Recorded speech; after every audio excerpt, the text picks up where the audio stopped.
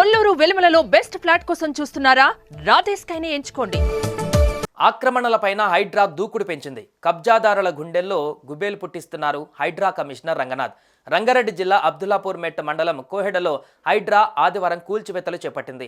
Survey number 951, 952లో పంచాయతీ లేఅవుట్లలో తమ ఫ్లాట్లను సమ్మిరెడ్డి, బాలరెడ్డి ఆక్రమించినట్టు, రోడ్డు లేకుండా అడ్డుగోడలు కట్టారని Radhe Dhamam layout flat owners welfare association ప్రతినిధులు ఫిర్యాదు చేశారు.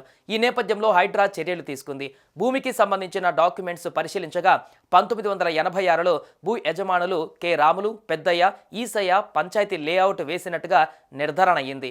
సమ్మిరెడ్డి, బాలరెడ్డి భూమిని స్వాధీనం చేసుకుని వ్యవసాయ క్షేత్రం నిర్మించడంతో పాటు పలు ఫ్లాట్లను సొంతం చేసుకుని అంతర్గత రోడ్లు బ్లాక్ చేసినట్లు హైడ్రా అధికారులు కన్ఫర్మ్ చేశారు. రెవెన్యూ, మున్సిపల్ అధికారుల విచారణ తర్వాత ఆ వ్యవసాయ భూమి ప్రహారీ ఫెన్సింగ్ కూల్చివేతకు హైడ్రా కమిషనర్ ఆదేశాలు జారీ చేశారు. ఈ నేపథ్యంలో పోలీసు బందోబస్తు నడుమ నిర్మాణాలు కూల్చివేశారు.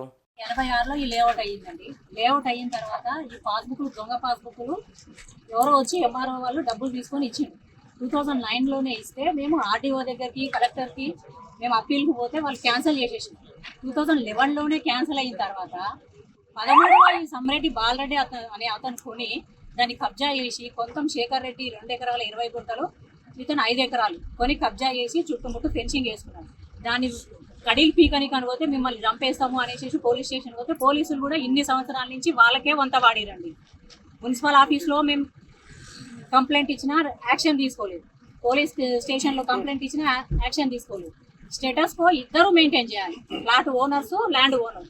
కానీ అతను 1 ఇయర్ నుంచి అగర్వాల్ సార్ చనిపోయింది అనేసి వచ్చి ఇవన్నీ మేము కంప్లైంట్ ఇచ్చిన తర్వాత పోలీస్ స్టేషన్లో పోయిన సంవత్సరం మేలో మున్సిపల్లో కంప్లైంట్ ఇచ్చిన తర్వాత ఇవి కన్స్ట్రక్షన్ చేసింది. ఆపండి అని మేము ఎంతమంది దగ్గర కోర్టు నుంచి తీసుకురా మీరు అని అన్నారు. కానీ ఇప్పటి వరకు ఏ గవర్నమెంట్ చేయని పని రంగనాథ్ సార్ చేశారు. రంగనాథ్ సార్కి మేము అందరము రుణపడి ఉంటాము. రంగనాథ్ సార్ ఏ పార్టీ కోసమో ఎవరి కోసమో పని చేయట్లేదు.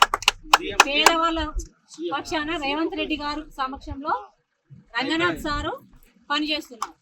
దీనికి ఏ పొలిటికల్ లీడర్లు వీళ్ళని ఎవరిని ఇన్ఫ్లుయెన్స్ చేసి ఇక్కడి నుంచి పంపించాలి అని ఎవరు ఒత్తిడి చేసినా వాళ్ళని బజార్ కీడ్చి మేము మాత్రం ప్రజలలో నిలబెట్టడం ఖాయం.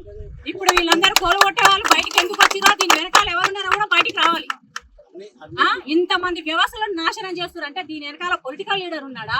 ఎవరున్నారు? ఒక అన్యాయం చేసే వాడికి ఇంతమంది కొమ్ము కాస్తారు. 170 మంది ప్లాట్ హోల్డర్స్ ప్లస్ వాళ్ళ మీద ఆధారపడిన ఫ్యామిలీలు 1000 మంది ఉంటారు. 1000 మందిని కాదని ఒక్కడికి కొమ్ము కాస్తున్న వాడు ఎవడు? సాటుగుండి ఫోన్ చేయడం కాదు, రమ్మనండి,